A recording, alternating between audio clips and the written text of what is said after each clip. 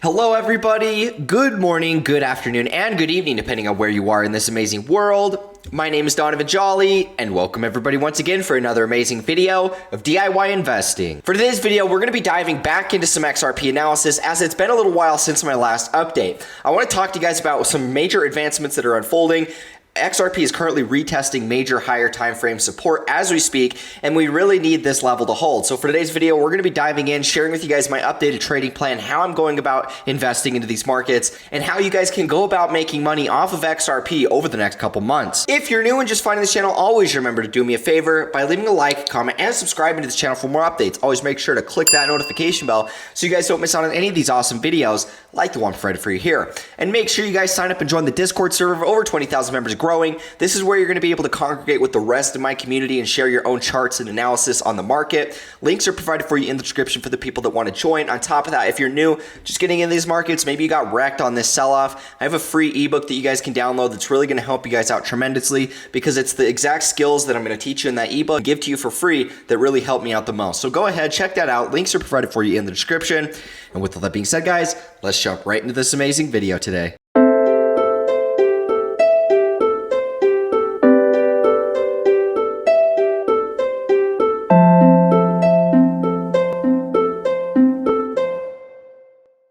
So what I wanted to start off with real quick was before we dive into any XRP analysis, I want to talk about Bitcoin just real briefly, guys, because at the end of the day, I see a lot of people scared. I see a lot of people wondering where the market is headed. And just to summarize some basic thoughts before we get into XRP, I really don't think that now is the time to be selling. I know that we just had this big scary correction. A lot of you guys are really wondering what to do next. A lot of you guys probably lost a lot of profits. And now you're wondering, what should I do? Should I sell and buy back lower? Should I just, sell and then wait for confirmation? Is this the bear market? And really, guys, I still don't think this is a bear market by any means. This is just a short-term correction.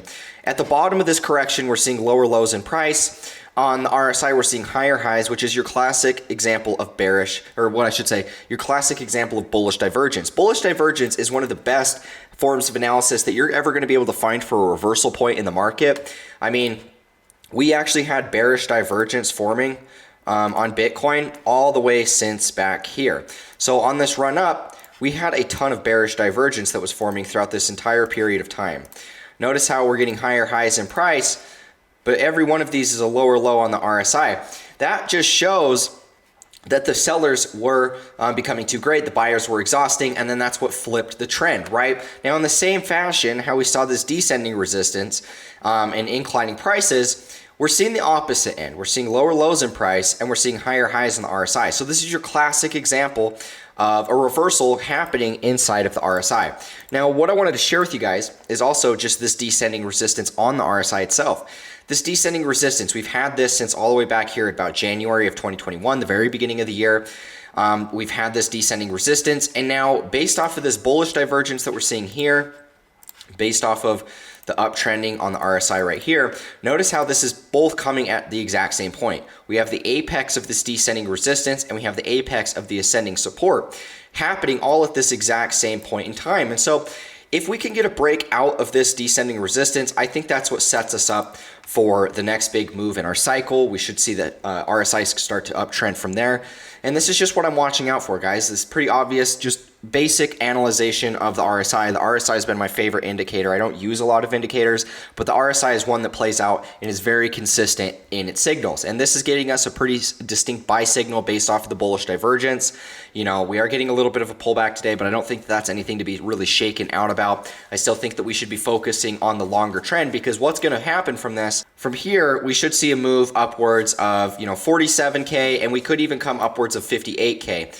Before getting another sell-off. But regardless, guys, the level that we need to flip is about $4,100. If we can get a flip above $4,100, that's really going to be a confirmed higher high because we've been in this chop right here, right? We've hit this resistance at 41K a number of times.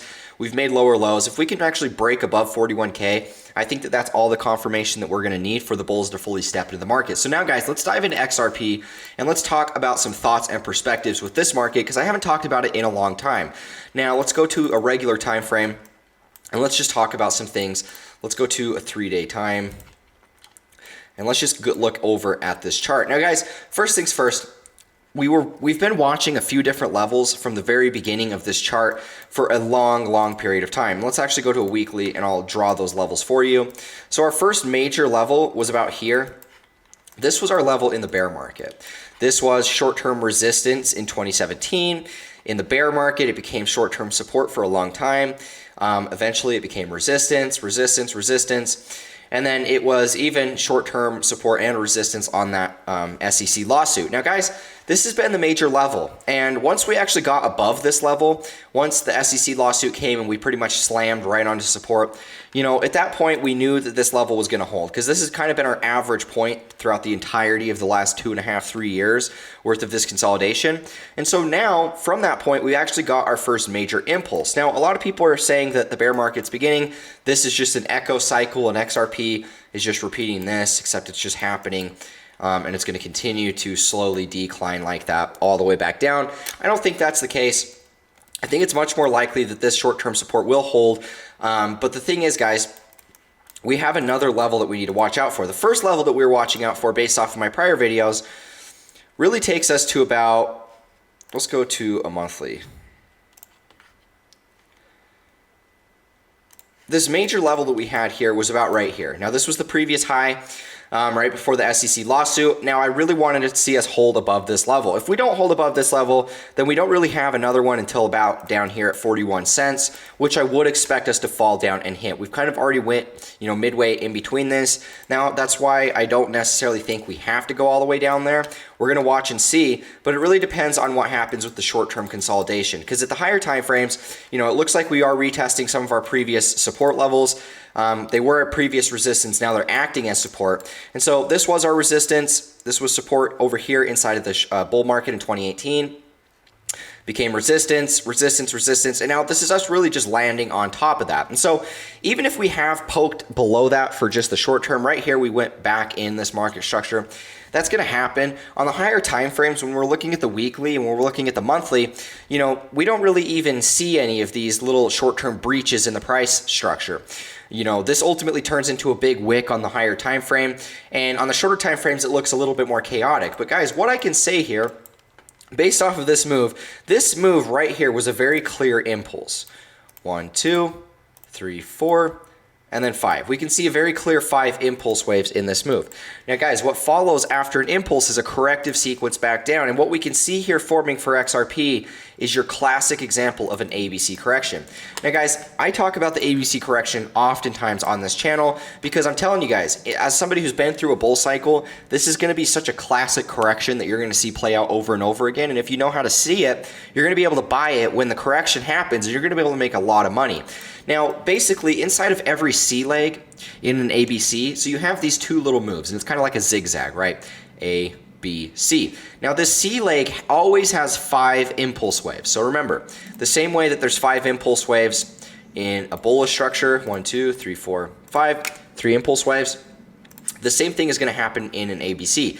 The only difference is it's all happening in wave C. So this is wave 1, this was wave 3, now this is wave 5.